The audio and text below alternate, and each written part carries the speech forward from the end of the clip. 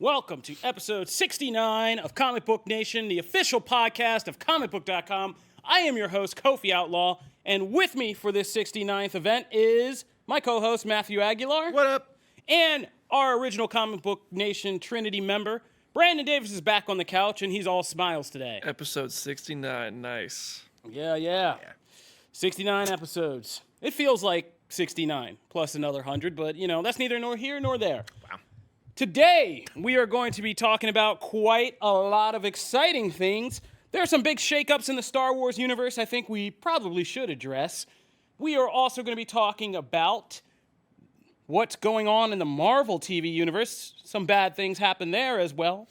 And we will be diving deep into the latest chapter of Jonathan Hickman's X-Men Reinvention, Powers of X #5, and reviewing the most anticipated new series of the season so far, of the TV season so far, Stumptown, starring Maria Hill herself, Kobe Smulders. That's the most anticipated series of the season? Yeah, I mean, it was probably like one of the best newly reviewed shows that we've had, and a lot of places were calling it the best new show I mean, of it's the good. season, We'll talk. including Comicbook.com. So, I just didn't know there was that much hype for this show. yeah, I know. Well, if you read Comicbook.com, we have all this stuff on there, but you What's gotta that? you gotta read Comicbook.com. Never heard of it. Anyway, moving right along.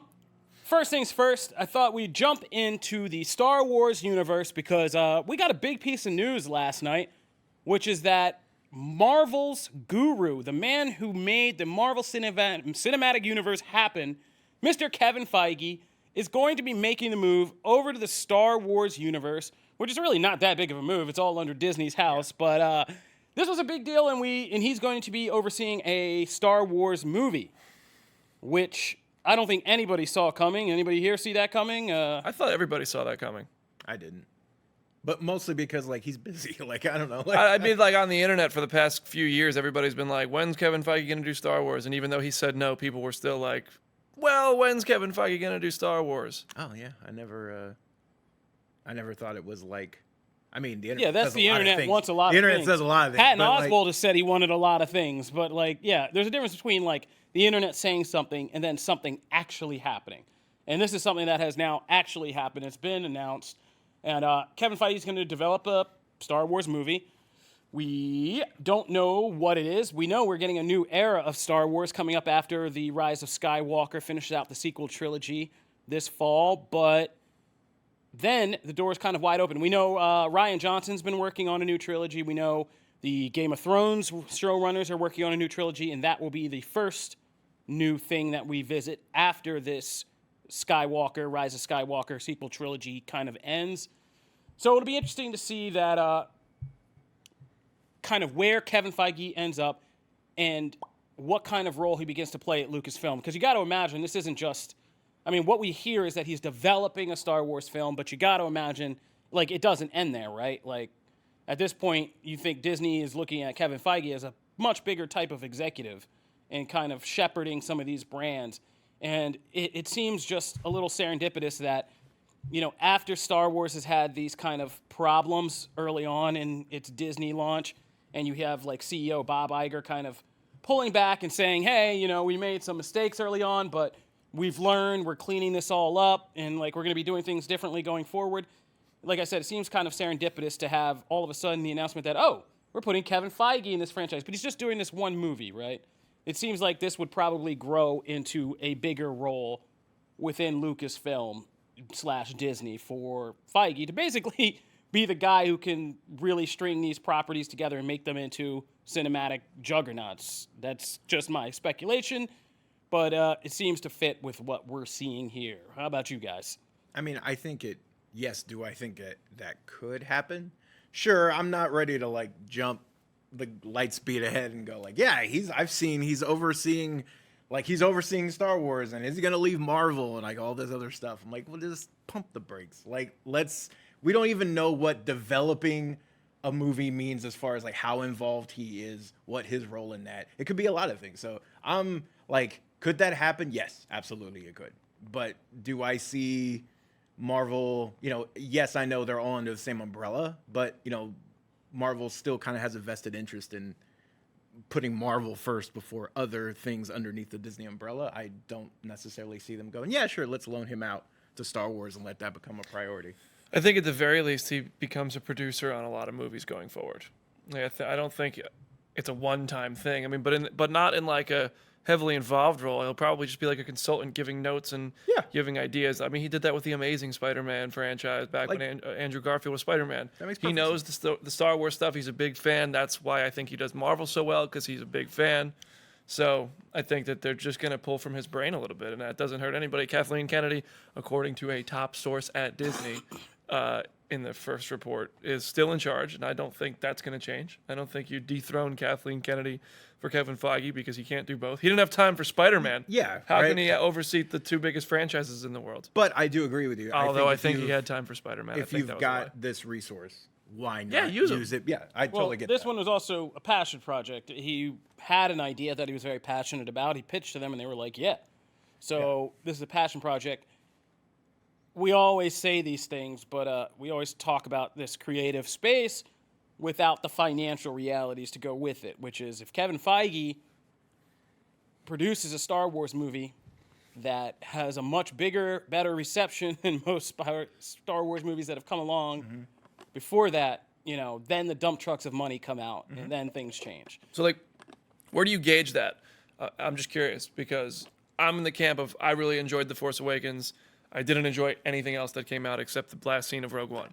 So, but then there's other people who aren't like me who loved all of it, except for maybe Solo. That's the most common camp I see.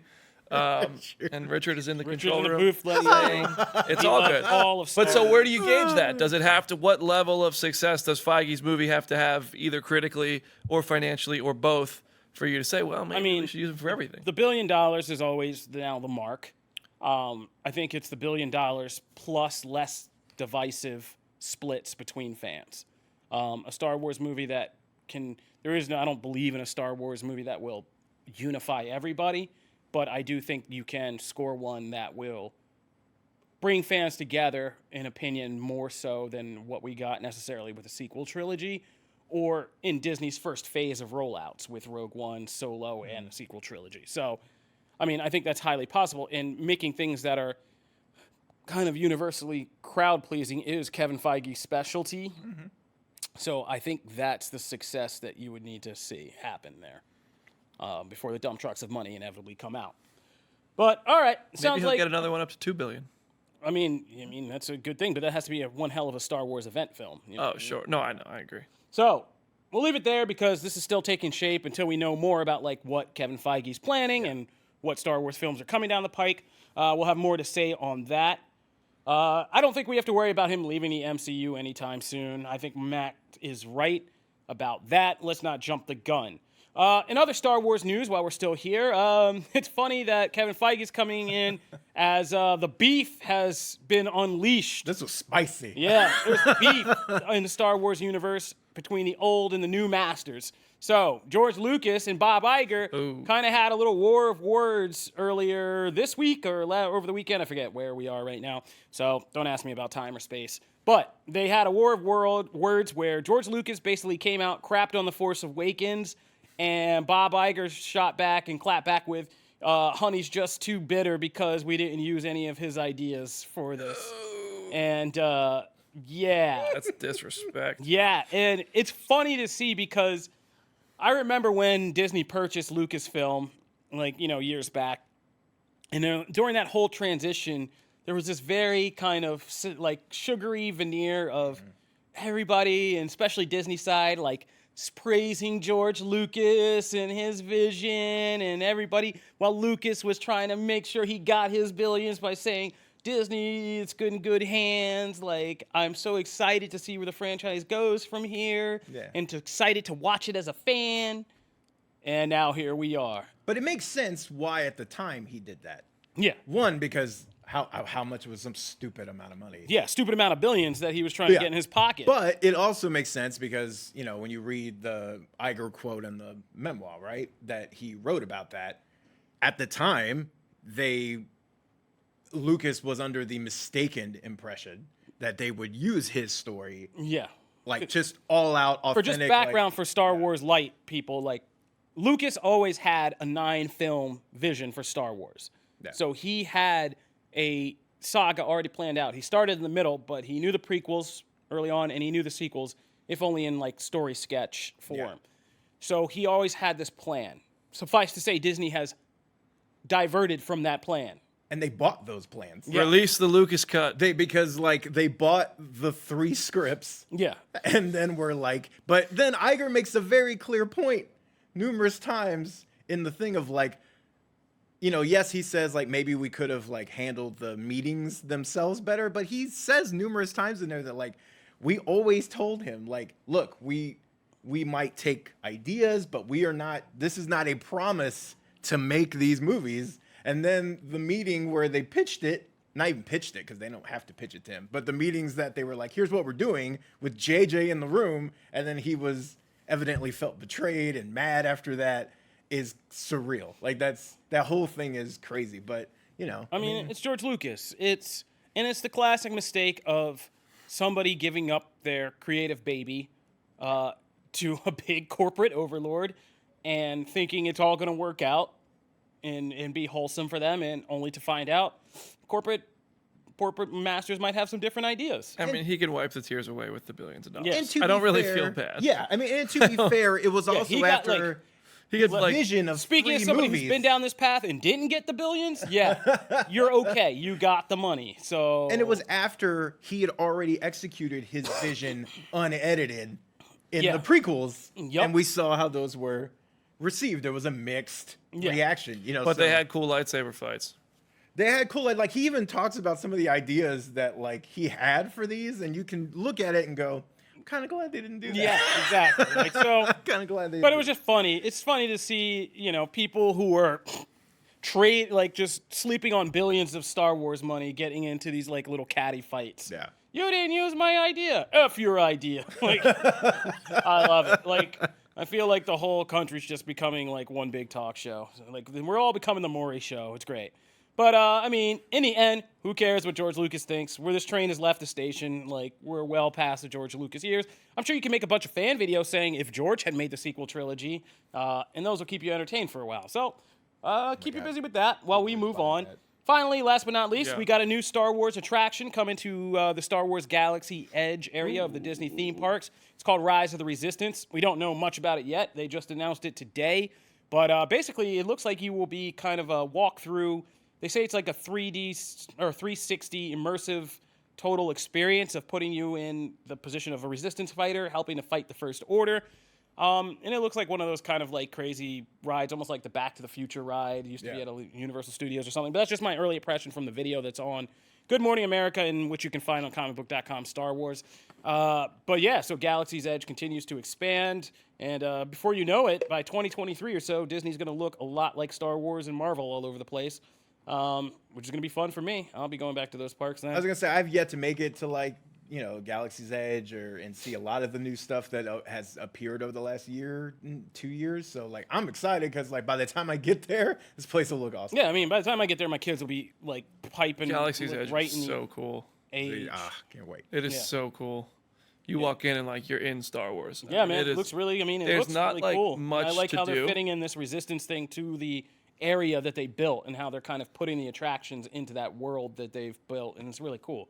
So yeah, I'm looking forward to going there, taking my kids, losing a good amount of paychecks on that vacation. So, all right, moving right along to the sort of Marvel universe, we'll call it the quasi Marvel universe. Sony has announced a new Spider-Man spin-off movie, and if you were hoping for like Venom, another kind of like Venom spin-off, or Black Cat, or Silver Sable, or even Cardiac, well, you're SOL in this case, because you're getting none of those. And instead, we're getting the movie we all knew was coming down the pike, Madam Web. Hey. Yeah. Ho. Madam Web. Yeah. So yeah, I mean, talk about random things Sony is pulling out. I just feel like Sony's at the point where Warner Brothers was like 4 years ago, like at Comic-Con when they flashed Throwing every logo stuff, yeah. and every movie was in development and everybody had like, But I don't think so because I think Sony's actually going to make these movies. I don't know. I don't know. No, if I buy I all think of it. Morbius is already. I mean, what do you mean you don't know? Like, what don't Sure, you know? Morbius, is Venom but 2 not getting made? Where's Black Cat and Silver Sable? Yeah, Black Cat and Silver Sable. That was part of the Amazing Spider-Man era. Yeah, that one's No, kinda, like a year ago, there was a report that they were developing that movie. There was a Yeah. carryover, and then that was And the then what one that happened? made it through. That was actually the one I was looking And forward it's to not the most. completely gone. Silver and Black. That's not Silver and completely gone yet. Did you really like that premise? Yeah, I that's do feel. that's one title. Yeah. it's not. That's quite just the one that DC. came to mind. I'm pretty sure they've said there's more plans that I don't know if I'm gonna see all of them. Narrator. They did not. But the point is, this is Madam Web.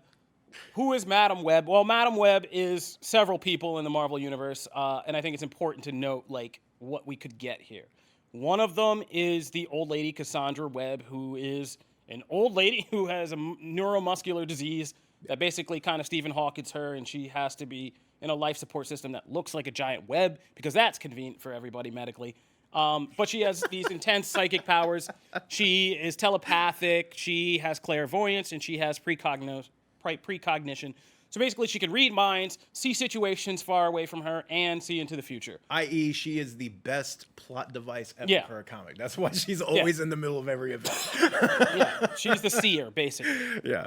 So it's hard to imagine, like when I was writing this up, it's hard to imagine a movie being constructed over an old woman who can see things. You'd have to add to that. So what do you add to that? Well, there is one storyline with Madam Web that seems the most rich for a movie, which is that what's her name, Julia Carpenter, the second Spider-Woman. After a certain event, Madam Web is killed, the old one, and she passes her powers on to Julia Carpenter, who kind of sheds her Spider-Woman and arcane guises of a superhero and becomes the new Madam Web. Yeah. Now that is something I could see as a spin-off about somebody who is an old, experienced mystic, gets taken out, has to pass her powers on to this younger, completely inexperienced person who has to try to deal with the sudden knowledge that comes with these powers. Like, that is a premise for a movie. The thing that's weird about this, besides the kind Everything? of obscurity of Madam Web, is that in doing this, like, Sony is essentially taking the step to kind of put its own Spider-Man universe on its own feet, but Yeah. they're risky feet. Because Madam Web plugs into this whole mythos of Spider-Man that's been created, like, mostly and really kind of delved into over the last 10 years or so, Yeah. about the great web that exists between realities, the spider deity that created, the fact that every Spider-Man in spider-themed character is like an avatar for this deity and stuff. Like, once you get into all of that, like, you're making a Spider-Man universe. But as I said in the article, this sounds like something that would be much better suited for the Spider-Verse animated universe. Yes. Than a live action. Because Spider-Verse did a very good job of cutting all that out and going, here's this interlinked universe, here's your Spider-Verse. Yeah. But in the comics, And it made it like acceptable for a movie-going audience, Yeah. which you think is very smart based on previous conversations we've had on the podcast. yeah, because But they cut out a No, I mean you think the movie-going audience is very smart. I do think they are. I don't think the comics do a very good job at times with that. stuck at all. in the comics. It's convoluted Yeah, as hell. yeah. Like, It's by stuck this in the point, comics. it's I don't tremendous. expect- Spider-Verse did a great job of making it all Yeah, I don't understandable expect- in one yeah, in one movie. Because I'm not blaming a reader for not understanding a convoluted right, history right, of right. crap. Like the spider, like there are parts of that I love, like Ezekiel and some of the totem stuff and Moreland. Like there's some really interesting concepts in that web, no pun intended, of stories, but it's a mess. I mean, especially when you get the other involved and like you throw a bunch of stuff in. I'm not expecting any comic or movie fan to understand it. I thought Spider-Verse went, okay, here's the cool part about that. Yeah. We're going to leave all this other stuff. We're just not going to acknowledge Yeah. that happened. It's just the multiverse. They're Yeah. Spider-Man. They're connected because of their the same person in different Yeah. realities. Done. That's it. Done. So like a Madam Web movie in the Spider-Verse animated like universe, I would be like, yeah, that's brilliant. Yeah. Like that's a person who has access and can see a bunch of stuff to a larger Spider-Verse. Pulling this off in live action is going to be interesting, to say the least. And now I will give BD, I will throw you to this. If there is one movie in Sony's lineup I would predict to possibly not make it, this would be that movie. Well, narrator chiming back in from earlier, based on facts, according to your friends at Screen Rant, movies Sony, Oh, God. movies Sony promised, but I don't expect to see: The Sinister Six, Night Watch, Black Cat, Silk, Venom 2. That one's happening. Silver Sable, I don't expect it. Jackpot, Kraven the Hunter, Morbius is happening, and maybe Spider-Man about the 3. Jackpot. So they've been trying to make a lot of movies, and we're seeing 2 of them.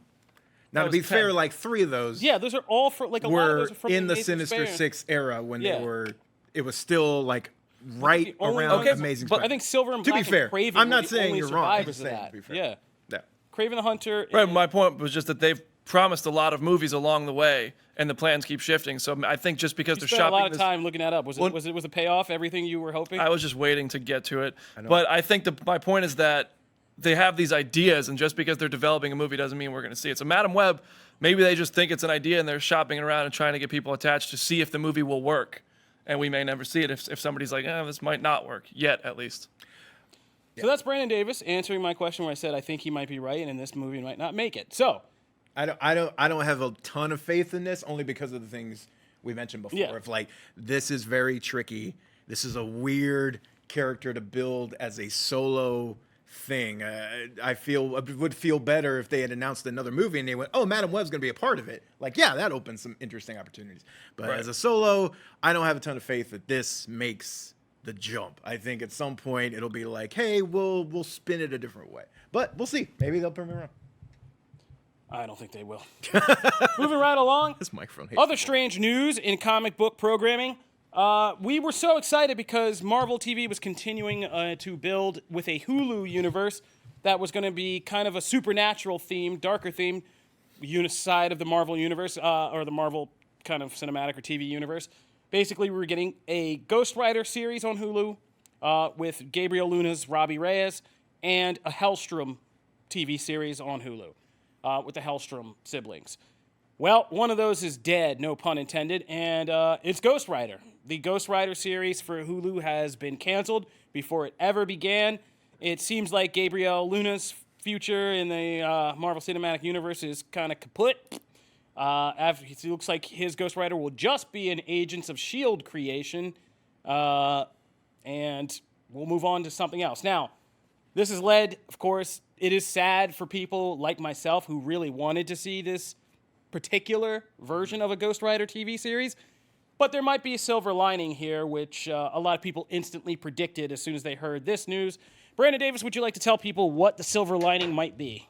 For the fact that Ghost Rider was probably drafted by the MCU? That is silver correct. lining? In your popular tweet, you said that this is probably a sign that Ghost Rider is drafted to the MCU, and it seems like there could be some merit to that. After all, Moon Knight. yeah, we have Moon Knight coming up. We have Blade on the horizon. I mean, we have all the makings of a darker, kind of supernatural themed corner of the Marvel Cinematic Universe proper taking shape.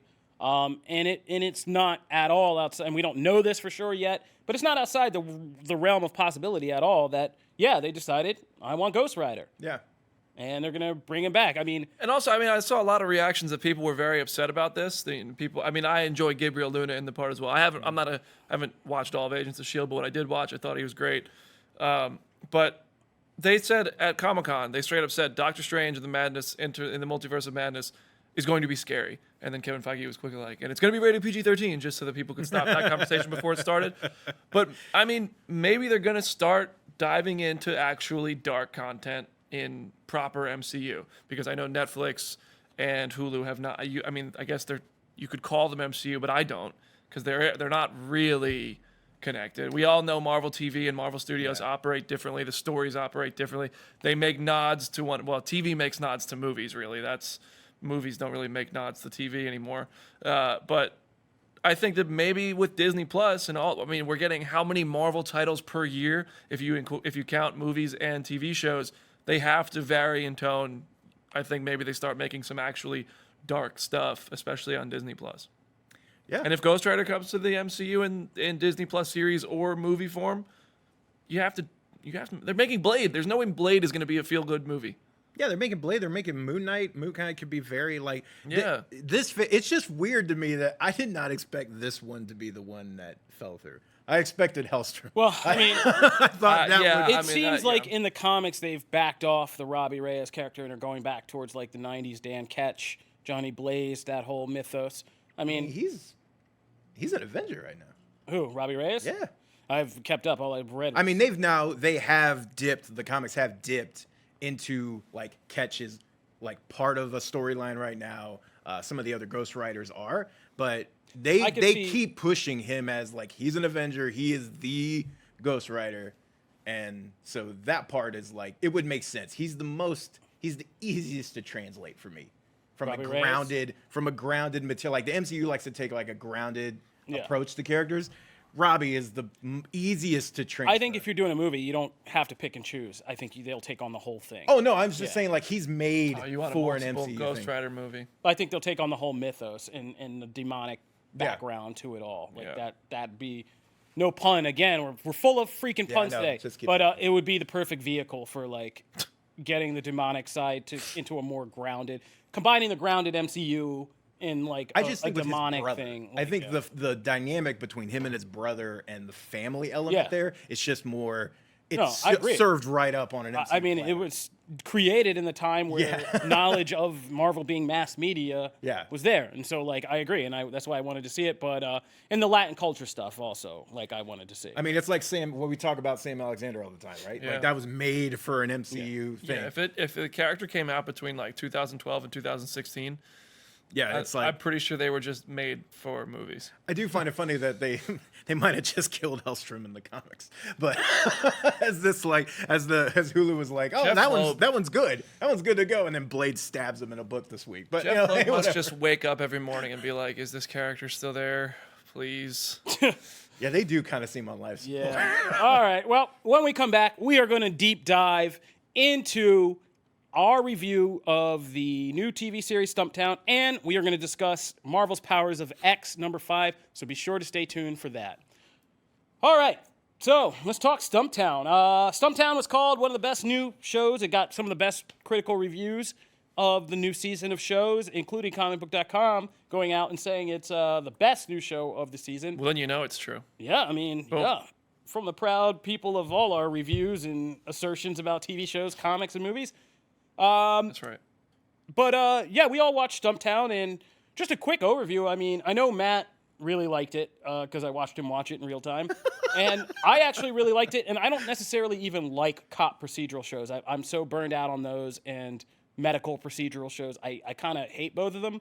But I think what made Stumptown different for me is first and foremost the performance from Kobe Smulders, who is so good when you kind of Robin Sparkles, when you take it back to the Robin Sparkles How I Met Your Mother. But she hasn't really gotten to like shine or be as personable in a lot of movie roles. Certainly not as Maria Hill in the MCU. so dry. Very dry, drab character. But Stumptown really reminds you that Kobe Smulders has a lot of charisma. Like, and she's pitch perfect as a very kind of troubled person who uses sarcasm and humor as a very effective cover for her deeper vulnerabilities and problems, and has some pretty funny action scenes in this. And the whole vibe of the show is just kind of offbeat in the right way. It feels Stumptown is also like, I mean, if you don't know, it's a nickname for Portland, Oregon, and it feels very Portland and Portlandia-ish in the way, and it's kind of hipster offbeatness, but laid up on top of a cop procedural's bones. And so there are a lot of funny things that you see in every show, but were uniquely kind of just distinct and funny here, like the opening sequence with her in a car chase thing with two guys. That it all was good. And so I thought it was a really good pilot, and I'd be willing to tune in at least for the next few episodes just to see if it finds its rhythm. I would worry about it burning out if there isn't some kind of larger serialized. I never read the comic that is based on, so I don't know. Yeah. But if there is not a larger serialized story to kind of pull you into some kind of intrigue than what we got in the pilot. But yeah, good entertaining show, good entertaining pilot, and Kobe Smulders looks like she has found a good place to be. Yeah, it has a I saw this a lot on Twitter, like, people comparing it to Jessica Jones in a big way, but like, I mean, that's a compliment. Jessica Jones is fantastic, especially like the first 2 seasons. Yeah. I think the first 2 seasons are really strong. The third one, I agree, like that one kind of went off the rails, but the first 2 I thought were really good. But one of the things I always had Jessica Jones, like, is so, and it's just the portrayal of the character it's like so in your face with her personality is, there's no there's not a lot of spots to breathe for the character. Like, the character doesn't break that up. It's like when Jessica Jones is on screen, like, her personality is right here all the time. It doesn't really go down or up, and that's great because you have a supporting cast that can balance that out. Here, Smulders is there's a lot of rounded edges to that character. So, like, even when she goes into some dark places or, like, has some memories about things in the past or deals with even some, like, heavy subjects, she has enough just natural charisma and, like, breaks and humor or a sarcastic comment at the right time that just takes a little bit of that edge off and lets that character breathe. Like, Yeah, and almost like just spots of humor in how like, she's a little bit silly. Yeah. Like, but, like, still, like, capable. Exactly. One of my favorite scenes in the show is, like, she's trying to get information about a potential phone? lead from the phone from a girl, and she's, like, asking her to contact something. And the girl, like, completely shuts her down as being a hard ass. Like, you're not a cop. I'm not helping you. Whatever. So she leaves and drives off. And so then as soon as she's gone, the girl, like, whips out her phone and tries to contact the person she's looking for. And she comes, like, running out from the back of the house where she's, like, obviously spun around the block and come running out of the car and just grabs the phone out of the girl's hand.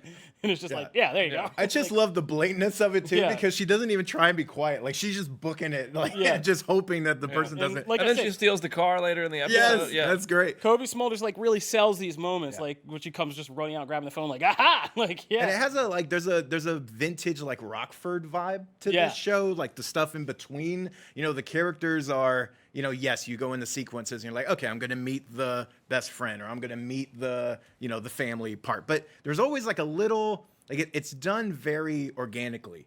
Those interactions feel just the right. Like, it never goes into, like, sap or formulaic territory. There's always just a little something different. I hope for Michael Ealy that this is, like, a big difference, because I love him in everything, and he's always in the show that dies, like, 6 episodes, and I hope this is it, because he's great, and they have great chemistry so far. So I really enjoyed. Happy to see Nick Miller on TV again.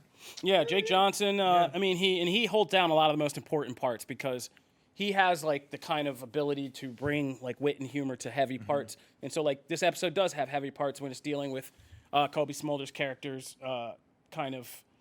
Her name's Dex, and her PTSD because she served in the military in the Afghan war, and what that's all about, and him kind of keeping it real and keeping it grounded with her as her friend is very good, and they do a good job of creating chemistry without the will they, won't they romantic stuff, which is blessedly gone, except for one thing when he sees Michael Ealy in the beginning, and there's, like, this little man-on-man kind of, like, but other than that, like, he walks the line of being, like, a good, almost like brotherly mentor or confidant to her, and he keeps it funny while keeping it serious. And the stuff with her brother, I thought was really good. Like, I really enjoyed this. Like, I even like the bit parts, like the two crooks arguing about coffee in the car, like such a Portland type ding. And the cassette tape gag that runs throughout, like, her car's broken and her radio starts randomly and starts playing this cassette. And those songs all just for whatever reason tie into the moment. Like, I thought, okay, that's going to be a running gag. Ironic tone for the. Yeah, it's great. So I enjoyed it. Yeah. So Stumptown.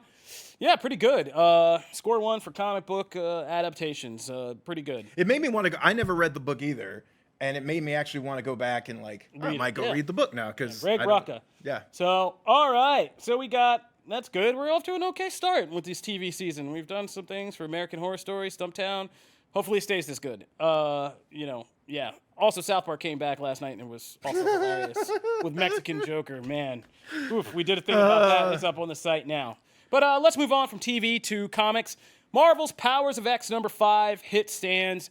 And we're coming to the end of this. It feels like just yesterday that we started this whole Jonathan Hickman X-Men reinvention event, but now we only got one issue left of each book, House of X and Powers of X. That's it. Sad. It makes me sad too. But then, I mean, to be fair, then we have a whole lot to do because we have a bunch of new X-Men. There's like 7 or 6 new X-Men books coming that we'll be reading for the next year. But while it's all contained right now, Powers of X, and I'm going to be out here and say, like, Powers of X it started out as my favorite book of the two, but it's quickly slid into the back of the pack. I love House of X both for the artwork and just the more focused storyline it tells. But Powers of X, as you know by now, functions to kind of reframe the events of House of X after each issue of House of X to give you an expanded view of why all these events are relevant, how they came about, and suggestions of where they could be going in the future. So after House of X 5 showed us how the X-Men have invented this resurrection process, established Krakoa as a sovereign world like nation, invite all the mutants, including the good, the bad, and everybody in between, to come live there. All those game-changing events. We get to see the background of how Xavier pulled this off with Magneto and other people in Powers of X5, which is a lot of what this book is concerned with. Basically, how he used Emma Frost and the Hellfire Club to basically kind of leverage the flowers Krakoa produces and the drugs made from it as leverage against the human population to give Krakoa their sovereignty as an independent mutant nation. All those geopolitics we get to see. We get to learn how Cerebro can copy a mutant mind and how Charles Xavier came up with this whole crazy process with Forge way back in the day. Forge gets to make an appearance. 70s Forge. If a character could like speak from the book and go thank you, you know Forge is would just send a personal gift basket. I've been down here in limbo too long. No one knows how to use me, and you finally come along, and same thing for Cypher and Gold Balls, all these characters just would adore. I imagine Hickman just come out because Forge has a great. You got to imagine, Forge is like Hickman's wet dream, though. It's like a biological guy with unlimited knowledge of how to, literally forge technology. That's like Hickman's hero there. And the knowing, little. I love the stuff between Xavier and Forge, not only just for what Forge ends up doing, but also just framing McCoy. Yeah. And Beast, and the difference between Beast and Forge and their levels of intellect and stuff. And then it's great. Yeah, it was great. So then we get all that background, and it is all interesting background and we get to see Xavier putting out the telepathic call to all the mutants and the villains and saying, come live on Krakoa when we establish this thing, and them kind of considering it. And we get one great scene with Marvel's original mutant because he makes sure to ask all the mutants, and so he went and appears telepathically to Namor, and Namor shuts him down in one of my favorite scenes of this series. I love the little aside scenes are just so good in this series. Where they just kind of visit, and we have these little, more traditional comic book scenes with just random characters like Sabretooth in a courtroom on trial, or Xavier meeting with Namor under the sea to kind of discuss him coming to Krakoa. And Namor's too arrogant, and he kind of breaks Xavier down, which is the best and kind of most telling thing, which he suggests that, Charles Xavier's full of bullshit, and all of this kind of benevolent, come to Krakoa, let's all be one people stuff is kind of a smokescreen, Namor suggests. And he kind of suggests that he's probably the one person smart enough to see through it, not because he has a high intellect, but because he's always been arrogant enough to never believe in human racism towards mutants, that they're lesser than humans or stuff. He's like, what do I look like? The guy who's had trouble having confidence? Get out of here. He's like, and he says, get out of here, little man, and come back when you actually believe. So what is the end game for these books? We don't know yet, but what do you mean by end game? Where can it go? Where do you think it can go? Well, the only destination is to set up a beginning, really. So, right. It doesn't actually have to go anywhere. It just has to just a new story. It's like a reboot for the X-Men, but not a reboot. Yeah. Yeah, Hickman has been essentially going through and finding just about every unfinished, undeveloped idea. Or stupid idea. Yeah, or ones it's basically like DC's Rebirth was. Yes. DC's Rebirth was taking all of the past mythos, putting it through a strainer and saying, here's all the crap. We're going to strain out all the good stuff. And when we get it out, it's going to be a much tighter, little fiber log here. And he's done that. And that's what he's done with X-Men. He's just taken everything, all the weird deaths, all the dangling storylines, all the continuity mistakes, and he's figured out a way to say either explain them or rearrange them into something more exciting for the future. And so, so the next two books are basically House of X will just be establishing the new setup of Krakoa. Here's Krakoa. It's an independent mutant nation, and all the mutants are now living here, but it's not as simple as it looks. Yeah. They're gonna still be challenges, problems, things in the kind of geopolitics of it, I'm sure, and just within the mutant community itself. So that'll be House of X. And then Powers of X, I suspect the last book will show us a larger framing that ends in a cliffhanger that shows us, oh, there's more to this story that the X-Men books are going to have to deal with. Yeah. Some big threat, some big mission, some big big reveal we'll get at the end. Who can be a villain in the stories going forward? Xavier. You think they're going to flip it that way? I mean, it's hard to say because, well, there's so many villains already established. Right now, we have threats from the demon world that are lurking in the wings. There's a whole thing that we could get Inferno Part 2, like with the Return of the Goblin Queen. There's a threat we haven't even talked about, but there's a whole storyline in the future with the Phalanx consuming now, The entire we got too our plan worked. Yeah. And it worked too well. So in the future, they were trying to find a way to convert themselves from biological entities into Machines, because they've come as far as they can with technology. So they want to merge bio and technological in the form of the Phalanx. And they thought they could somehow kind of cheat their way into joining the Phalanx but retaining sentience or something. Yeah. Phalanx is like, no. They're like, oh, by the way, we will let you join us. You made it. But what we didn't tell you is we're Brainiac, basically. Yeah, we are going to absorb your entire planet and... We want the knowledge, yeah. and then we just destroy everything else. Yeah. And so now that's a big threat facing the future. And what this all means, we have to see, because there are still so many questions that we don't have revealed. I made a list of 10 things, and I think we've only gone through 6 of them. There are 4 big ones still lurking out there.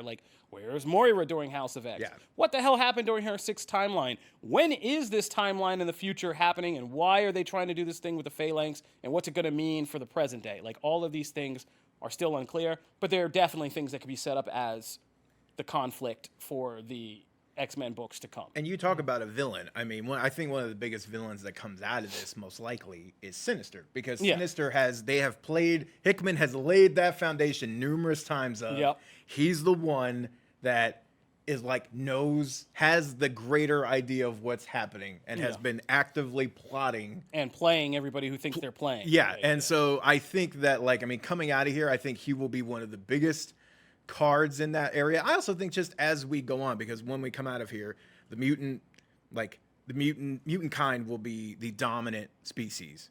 And I think you're still going to, while they're all united under a yes, we're all mutants type of thing, you're still going to have your different ideologies of what is the best way. So Apocalypse is just we're chill now. No, I mean, there's a whole council that's coming out right. of Krakoa, and there are some hints that we've seen. That's not going to last. Council is, and there's going to be lots of different fights. Yeah. Fights, betrayal, secret missions, things the X-Men have done for years. And I think we're going to see a lot more political leanings in that case. It's going to be more something in the Senate or something in that, the House of Representatives, right? Of this vying for control, who feels like they have the best intent and who has the best idea for how this state should run. I think we're going to see a lot more of that stuff other than the, oh, hey, Juggernaut's running down trying to rob a bank. Basically, Marvel's going to try to figure out the 2020 election before the Democratic Party can, and so that's what we're working against. And, meanwhile, we'll have our Trump-style Orcus out there. This book got me super excited for, one, I'm a giant Emma Frost fan, so that whole thing of bringing her in, what she wants, her role in this was super interesting to me. And Hickman just gets her, right? Him and Scott Summers too. But it made me so excited for Marauders, because that is what Marauders is just going to be really about. The Hellfire Club. Yeah. Kitty Pryde being a part of the Hellfire Club, because they've been teasing this red thing, right? A puzzle piece on there and it's red and it's her with Lockheed. That, her and Emma have always bashed because they've always had different ideas. And then once you throw Sebastian Shaw in there and all the stuff of how they maintain Because them Krakoa? trying to teach school together used to be hilarious. Oh yeah, that was great. Shadow So Cat and I Emma can. Frost, yeah. That has shot because of this issue primarily. That has shot to like one. Yeah, of the that's going to be really intriguing. Like what Sebastian Shaw's plotting, like all three of them plotting again, like working together but plotting against each other. Yeah. Is going to be great. Just the Kitty Pryde pairing with Emma Frost is going to be great. The Emma Frost history with Sebastian Shaw is going to be great. Yeah, there's so many cool. And I feel like they're going to do a cool reinvention of Sebastian Shaw. That's going to be cool. Yeah, in the future, I'm excited to see, because Orcus is still around. Mm-hmm. Mother Mold is still a threat. Just because they knocked it out once doesn't mean it's never going to be built. Exactly. In fact, the book says it will be built. You just hope it's built under better circumstances or different circumstances. So, yeah, the threat of Orcus, Nimrod, Mother Mold, all the Sentinels, all that stuff is still on the table. There's still a possible war in the future that we could see. Sinister and the breeding experiments. We might still see Chimera, things like that. Yeah, all of that could be there. And if Sinister had any kind of knowledge brought to him about what he did on Mars in the future, in that timeline, like, yeah, then I would love to see characters like Rasputin, emerge in present day. Yeah. Like, as these chimeras that they've been developing. So, yeah, from the covers we've seen as solicits, there's a lot of exciting things coming down the pike. Stuff that just has us already scratching our heads like, what? Like, and so I think this is going to be a good relaunch. And like we said before, I think this will go down as one of the milestone X-Men storylines just for what they've done. So, yeah, man, we're coming to the end. If you're still listening to this right now and you haven't read these things, go out and start getting these books. Oh, absolutely. Question, just a quick question because I'm curious. Better than New X-Men or no? Like, do you need to see it stick the landing first? Yeah, let me see it stick the landing. Don't let me talk too much. They could always Game of Thrones it. Like right now, because New X-Men, got really crazy. Yeah, I have that hard back volume of New X-Men and the Battle of Cassandra Nova. New X-Men was just so weird. Yeah. And it was like refreshing because it was weird.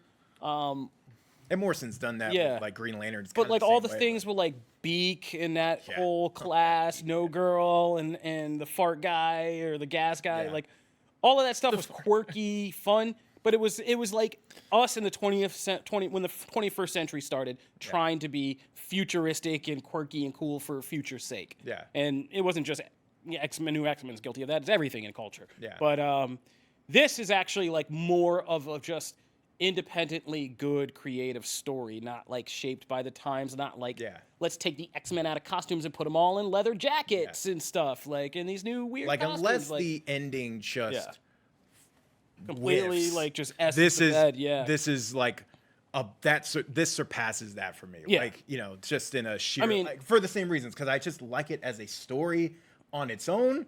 It's a great story. And then when you factor in all the things it does for them and going forward and all the things it lays out, it's not even It's a much better setup than New X-Men left us with. And Morrison just likes to kind of shake things up for the sake of it. Yeah. Hickman, I think, is a more focused, planned shake-up. And this is my favorite kind of X-Men crossover, alt-universe, even though it's technically not alt-universe, you know what I mean, with the lives of Moira and all that stuff, the timelines, since Age of Apocalypse, probably. Age of Apocalypse is still my favorite. Yeah, still my favorite by far. But it's, this is right Legion up Quest and Legion Quest and Age of Apocalypse are my two favorite X-Men, taking them all as one is my favorite X-Men crossover storyline of all time. But this is a good second. All right. Yeah. So that'll do it. We want to thank you guys for joining us on this episode of Comic Book Nation. If you are new to the show, we post new episodes every Wednesday and Friday on Comicbook.com, where you can subscribe to our RSS feed to get regular updates about the show, or you can subscribe on iTunes, iHeartRadio, Stitcher, Spotify, Google Podcasts, Google Playlists, or tell any Amazon Alexa device to fire up Comic Book Nation podcast, and it will start playing for you. If you want to continue the discussion with us about anything we talked about, or just holler at us, hit us up at the hashtag Comic Book Nation, or you can find us individually. You can find me at Kofi Outlaw. You can find me at Matt Aguilar CB. And you can find me at Brandon Davis BD. It's good to have you back, buddy. Much love. Peace and blessings.